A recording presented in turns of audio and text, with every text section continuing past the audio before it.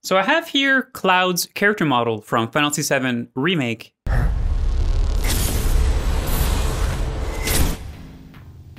There is here quite a lot that is interesting to talk about as far as lore-res creation is concerned.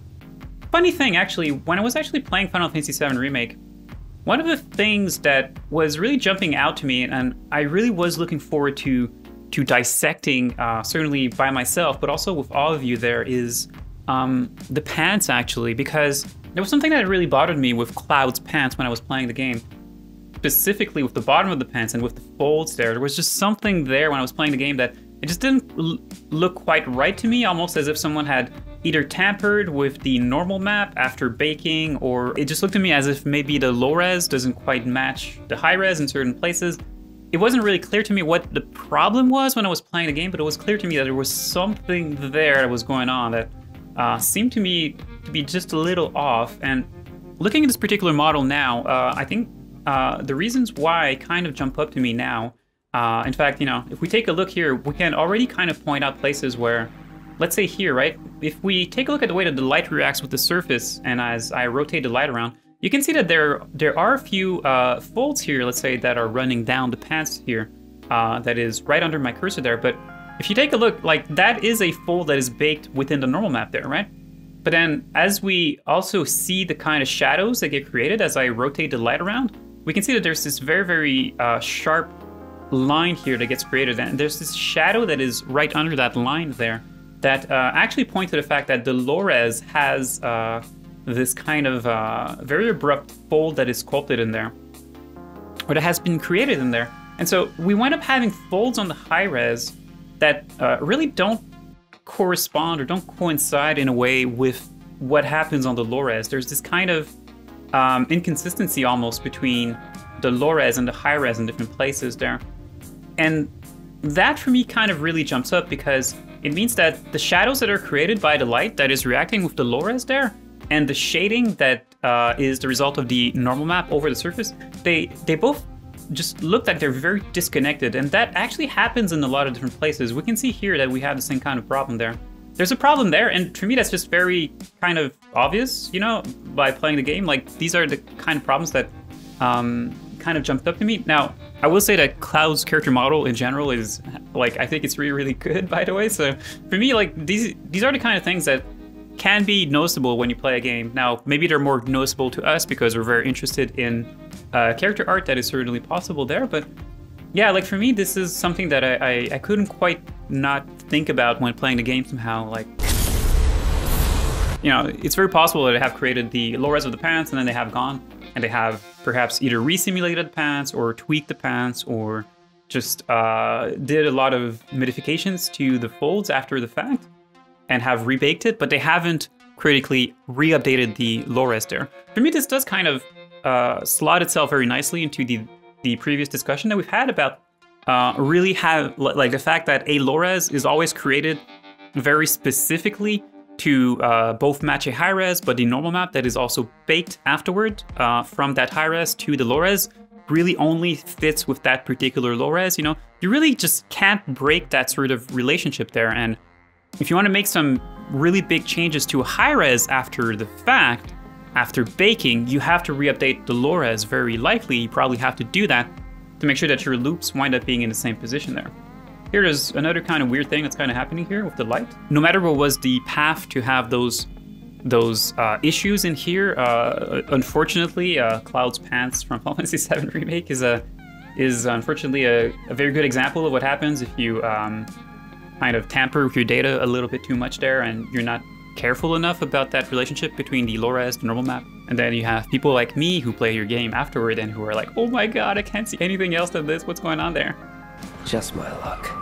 We can definitely talk about the head, and we can talk about hair and these sorts of things. And obviously, they've put all the effort in that particular zone of the character because there is a lot of love in there. And certainly when you play the game, you often see Cloud's face there as a close-up there. So they certainly have spent their time where it was the most important there, of course.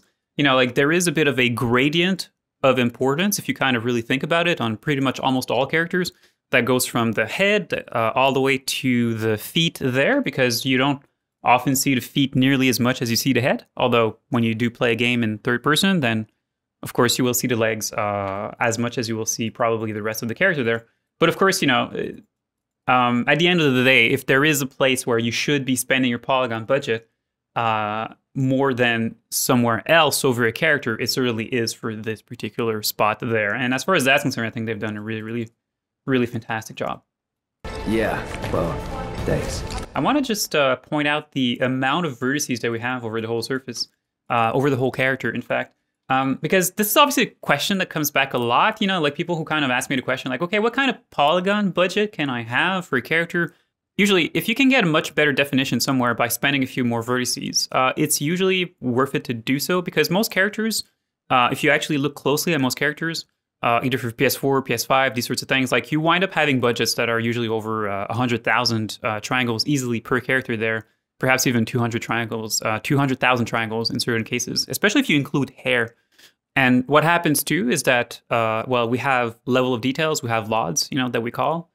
So LODs that also make it so that at a certain distance, you know, what happens in most video games is that as you zoom out from a character, you will expose a lower and lower polygon count for the character. So what happens is that we create a character that has, you know, let's say 150,000 triangles.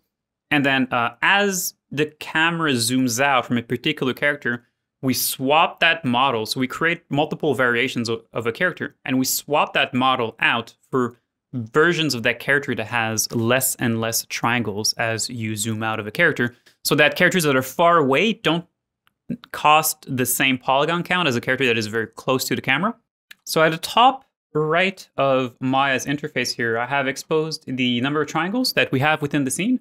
We can see that Cloud winds up having 135,000 triangles. And in terms of vertices, that winds up being about 108,000 vertices there. So that is quite a lot, right? Not a lot of people would necessarily think, unless they've worked on productions themselves, that you can afford to have that kind of budget for a character. But certainly, that is more than okay to have that kind of budget for a main character for a video game there. Now, not necessarily every character that you have within a video game can have a budget that is as high as that, but certainly for a main character there, like 135,000 triangles, totally fine. It's not going to be a problem. And, you know, let's mention again, this is for your level of detail, your LOD 0 here, or your LOD A, or however you want to call that there, your cinematic LOD. Another thing that is very interesting is how many of those triangles are for the hair specifically, right? So we have 135,000 triangles for the whole character.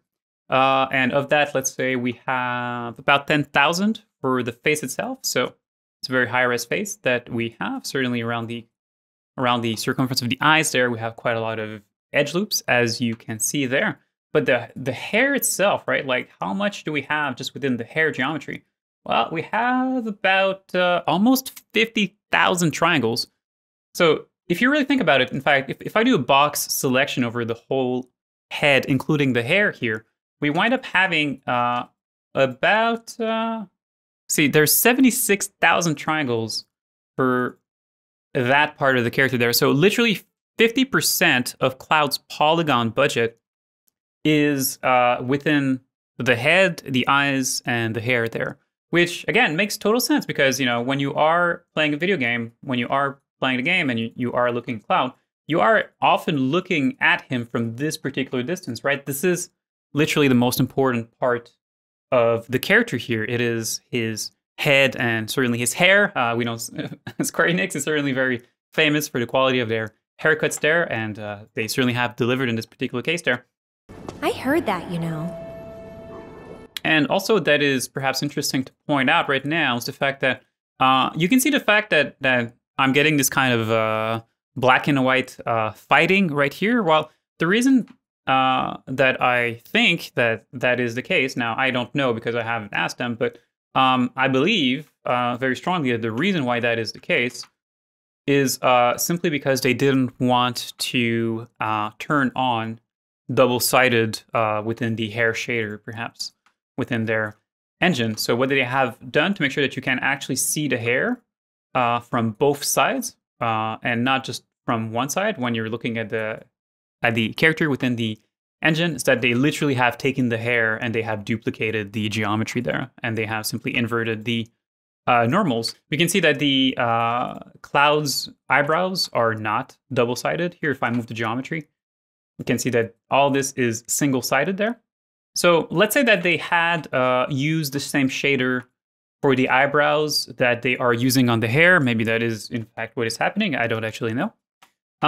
If they were turning on double-sided for the hair shader, essentially, in the engine, they would also be turning on double-sided for the eyebrows, and so they would be duplicating all the polygons that are used on the eyebrows. But, you know, the eyebrows themselves, they don't need to be double-sided, of course, because they're pretty much flat over the face there.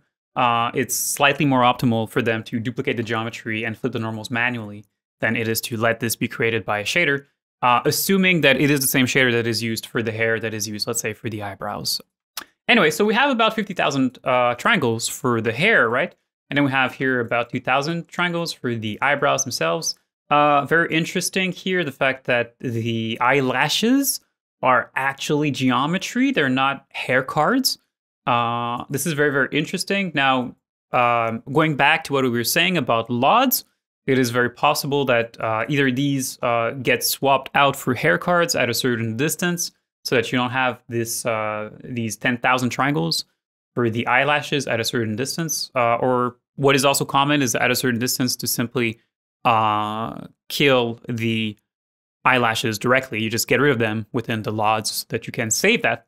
But at the very least, for the cinematic model that we have here, which I'm very sure is the cinematic model, 135,000 triangles, we can see that they have actually modeled out all of the eyelashes directly there, and collectively the two eyes wind up being about 10,000 triangles just for that. So that is very, very interesting. Hey, thanks for watching my video. I just want to say that if you want to be notified next time that I upload content related to character art, you can, of course, subscribe here on YouTube, and you can like this particular video, and you can support Outgang directly by either becoming a member on Patreon or by subscribing directly on outgang.studio and signing up for the membership there. And for $10 a month, what you will get there is over 120 hours of content that is related to both becoming good and mastering Marvelous Designer, improving your ZBrush skills, or just picking up ZBrush if you're just starting off. I have also produced a lot of content there that is very in-depth related to facial anatomy. So all of that is on outgang.studio. The price is very low. It's only $10 a month to become a member. I wouldn't be here if not for everyone who has subscribed so far. And so thank you so much to everyone who has subscribed so far. Perhaps interesting too, if we kind of take a look at the eyes here of Cloud. There are multiple different layers of geometry that are kind of stacked on top of each other there. Once again here, I will speculate as to the reasons why these different geometries are there, because ultimately I don't actually know exactly the reasons. Of course, I haven't worked on this game, and I certainly haven't talked to anyone that worked on it. But certainly the name of the geometry that we have here can certainly point out to a few interesting things here. So first of all, we have on top of everything else, like the topmost layer that we have for the eyes here, so to speak, is a mesh here that is called Eyes Light here. And what I suspect, the reason why that is very likely there is simply to catch a very nice specular highlight over the eyes, perhaps have a custom reflection map that the eyes will always kind of reflect, so that you wind up having some very nice, high quality, interesting reflections there. That for me would make a lot of sense. And if that's not the reason why they have used it, then at the very least, this is a good reason to have a particular shell like this. Now, it goes, I should probably mention right away that, you know, you can see that as I'm hiding here different layers, there's like, we wind up having like almost 4 different layers here if I unhide everything manually for the eyes.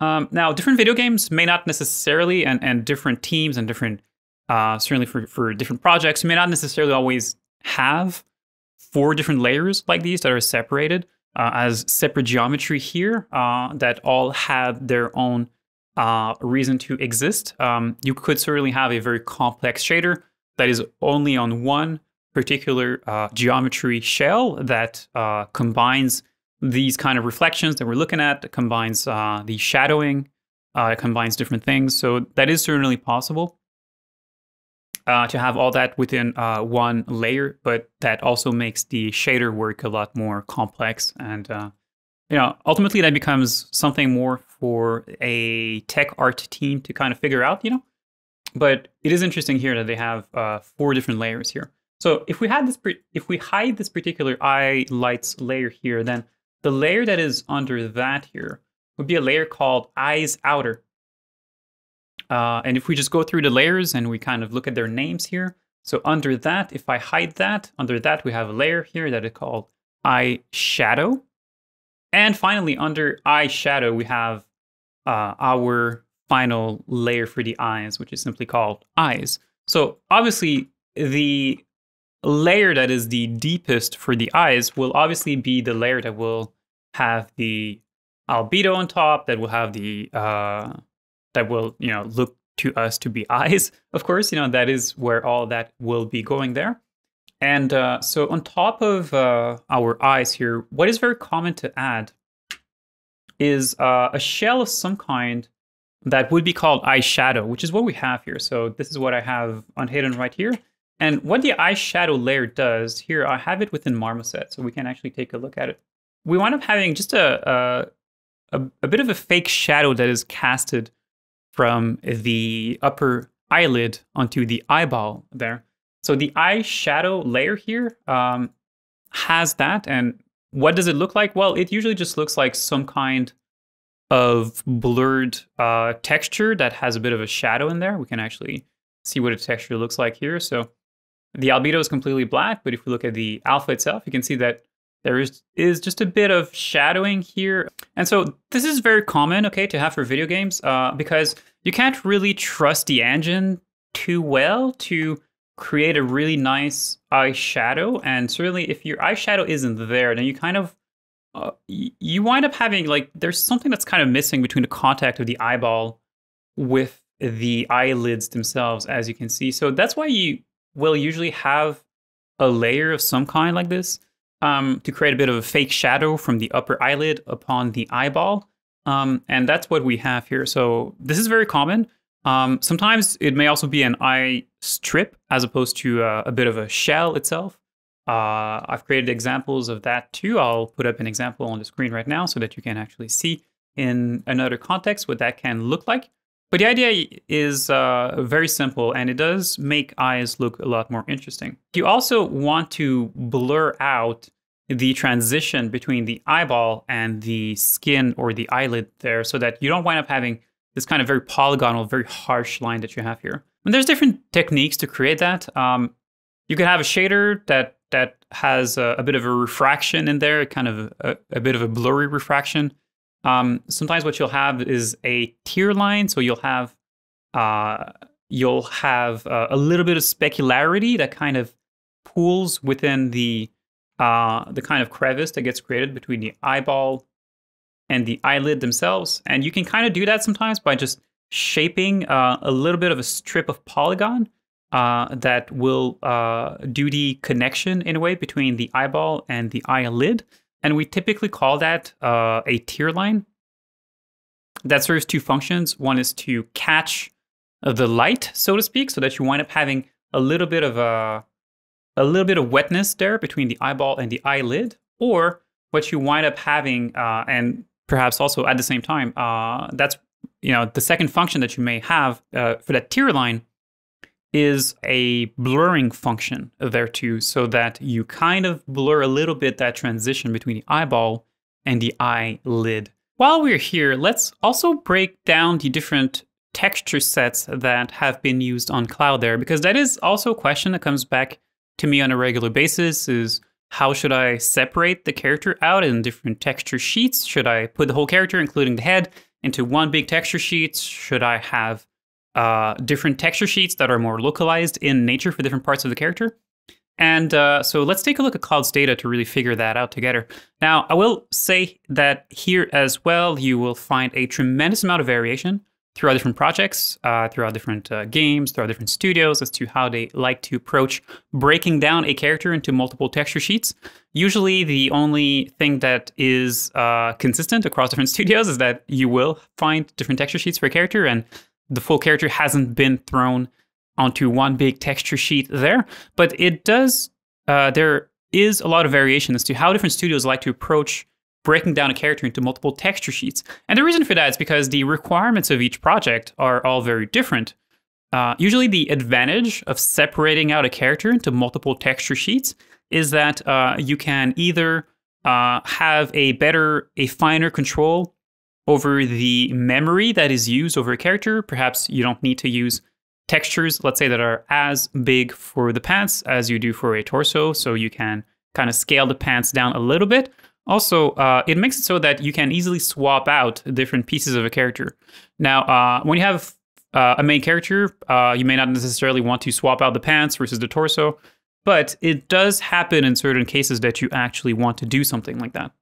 Especially if you're working on a video game where you have, let's say, something like a kit system of some kind, especially even for NPCs, okay? Sometimes you actually really want to be able to separate out, let's say, the torso from the pants, so that for different NPCs that you have running around a game, you can simply swap out a torso but keep the same pants, and so you can make different, you can make NPCs that look very different by simply swapping out the torso. So that is one of the good reasons too to have the torso be separated out from the pants there. But even for a main character, you may want to have a main character at some point that has a coat because it's outside and it's cold or something. And so maybe in that case, you want to be able to swap out only the torso, but keep the same pants, keep the same head, keep the same arms, and by separating out then the torso as a separate texture from the rest of the character, you make it a lot easier to do that. Anyway, in Cloud's case, we can see here, if we take a look at the different texture sets that he has and how these are separated over the character there. Let me just put this here on the side and then we can look at the data afterward. So what we wind up having is that we wind up, having a texture set that is for the pants. So the pants has been separated out as a texture set. As you can see, here are the textures. Also very interesting to point out right now is the fact that the textures, they really don't have any kind of shadows that is baked in, okay? If people tell you to bake in shadows within your albedo, they've probably been around 10 years ago when that was very common to do that. But nowadays, you know, when you create albedos for characters, you usually don't want to have any sort of shadows in there. You want to let the engine take care of all of that, unless you're working for, let's say, a mobile game or perhaps a Switch game, because in those cases, while it may help to have that data within the albedo, but usually for modern pipelines, you don't bake any sort of shadows within the textures at all, because you let the engine create all of that. So we wind up having a texture set for the pants. We wind up having a texture set for the torso, as you can see. Very interesting that there's actually a little bit of skin in here that is very likely the arms. I mean, kind of has to be, right? So you have the arms here that are actually within the rest of the torso of the character. So you have a texture set for the pants, a texture set for the torso.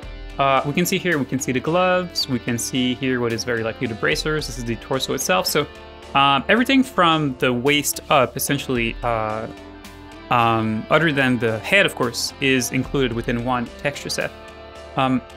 Now, as far as skin is concerned, okay, you may or may not have the skin of a character that is part of the same texture set as the rest of a torso. It is also very common to do what they seem to have done here, which is to have a separate texture set for anything that is skin versus anything that is not skin over a character. And there are different reasons for that sometimes. One is that you will likely have a different shader for the skin. So you will already kind of introduce what we call new draw calls within the equation. Now, that's a whole topic for another time, but essentially the moment that you have different shaders over different parts of a character, you are complexifying the calculations that are necessary. And so if you are going to separate out as a different shader parts of a character that are made of skin, in a way you may as well also separate out the textures at the same time.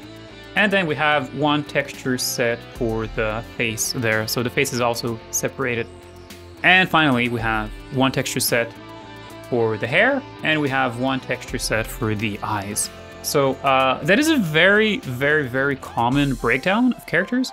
In certain productions, in certain cases, you may want to separate out the hands themselves as a separate texture set, so that you can perhaps have a gloveless version of a character, have a character to have different gloves.